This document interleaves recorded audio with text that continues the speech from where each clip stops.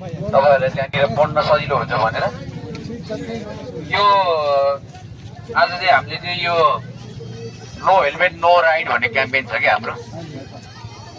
No helmet no ride भनेको तपाईँहरूले motorcycle चलाउनुभन्दा अगाडि बाइकमा चाबी राख्नुभन्दा अगाडि तपाईँको टाउकोमा के हुनु पर्यो? हेलमेट हुनु पर्यो कि। यो किन भइरहेछ भन्दाखेरि यहाँ धेरै यस्तो दुर्घटनाहरू भइरहेछ। तपाईँहरूले मेरो अफिसमा आएर हेर्न सक्नुहुन्छ, दुर्घटना भइसक्यो, बाइकहरू त्यहाँ छ। कुनै भ्यानहरूले चाहिँ मोटरसाइकललाई हानिदिएर मान्छे आइसियुमा छ होइन। तपाईँहरूको शरीरको सबैभन्दा सेन्सिटिभ पार्ट कुन हो त? यही टाउको नै हो। त्यो हेलमेट भन्छ नि, हेलमेटको एच भनेको के हो थाहा छ मलाई? एच भनेको हेड होइन, ई भनेको के हो? आइज, आइज आँखा के तपाईँको आँखा। एल भनेको तपाईँको के हो? तपाईँको एल भनेको लिप्स हो कि लिप्स, ओठको भाग। एम भनेको के हो? माउथ, मुखको भाग।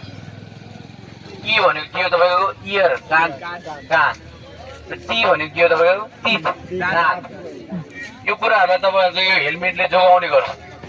तपाईँहरूले प्रोपर हेलमेट फेरि प्रहरीले देखाए जस्तो मात्रै लगाउने, तर यो क्लिप चाहिँ नलगाउने फेरि, अथवा क्लिप चाहिँ लुज बनाएर लगाउने। यो क्लिप चाहिँ तपाईँको ट्याक्क आफूले कम्फर्टेबल हुने तरिकाले टिक्क लगाउनु पऱ्यो कि। तपाईँहरूले यसलाई चाहिँ लुज गरेर लगाउनु भने के हुन्छ? लड्नु भयो भने के हुन्छ? हेलमेट पहिला खस्छ। तपाईँ जमिनमा ठोकिनुभन्दा पहिला के हुन्छ? हेलमेट खसिसक्यो हुन्छ। त्यो लाउनु र नलाउनु अर्थ भयो त? भएन नि त। तपाईँहरूको बाटो यस्तो धुलो छ, मैलो छ, यहाँनिर यति धेरै धुलो उठ्छ होइन, तर पनि तपाईँहरू हेलमेट लगाउनु। हेलमेट लगायो भने चिसोबाट पनि बचिन्छ, यसको भाइजरले धुलोबाट पनि बचाउँछ। र तपाईँले के गरी दुर्घटनामा पर्नुभयो भने तपाईँको पुरै टाउको भाग बचाउने गर्छ। तपाईँ बच्नु भनेको तपाईँ मात्रै बच्नु होइन, तपाईँको घर परिवार बच्नु हो, तपाईँको छोराछोरी बच्नु हो, तपाईँको आफन्त इष्टमित्र सबै कुरा बच्नु हो। तपाईँ दुर्घटना पर्नुभयो भने तपाईँको घरलाई गाह्रो पर्छ पर्दैन? चिन्तामा हुन्छ नि त, घर परिवार आफन्त छोराछोरी सबै चिन्तामा हुन्छ।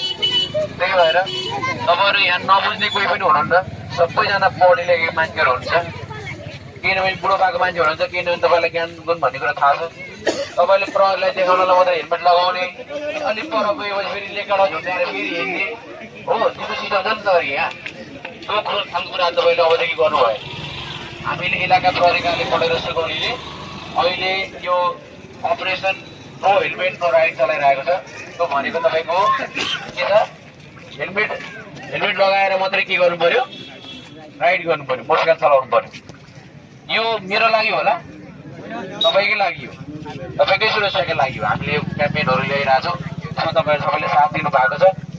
आज तपाईँहरूलाई मैले पहिलोचोटि भएको हुनाले सबैलाई